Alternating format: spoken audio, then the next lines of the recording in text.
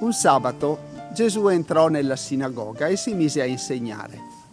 C'era là un uomo che aveva la mano destra paralizzata. Gli scribi e i farisei lo osservavano per vedere se lo guariva in giorno di sabato, per trovare di che accusarlo.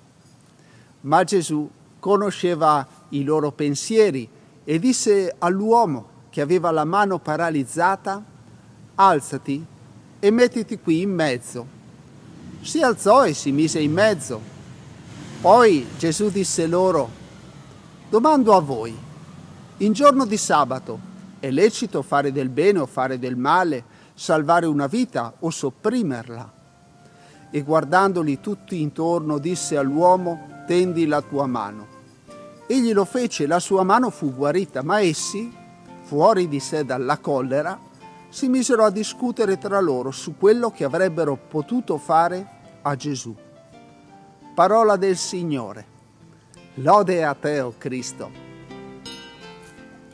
Tendi la tua mano.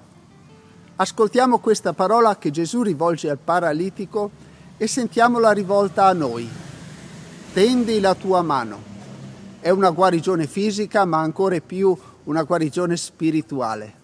Una mano tesa è la disponibilità a dare qualcosa di quello che abbiamo, a differenza delle mani in tasca, che sono mani che trattengono gli spiccioli, mani avide, mani nascoste, che indicano anche la poca voglia di fare.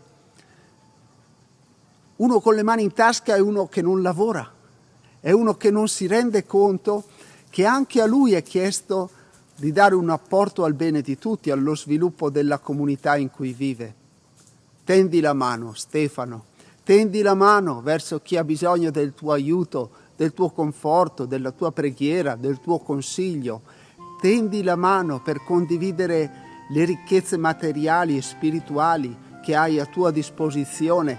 Tendi la mano per ricevere aiuto dagli altri, perché da soli non possiamo vivere. E anche se a volte facciamo finta di non saperlo, in realtà noi abbiamo un bisogno assoluto degli altri. Senza gli altri saremmo perduti.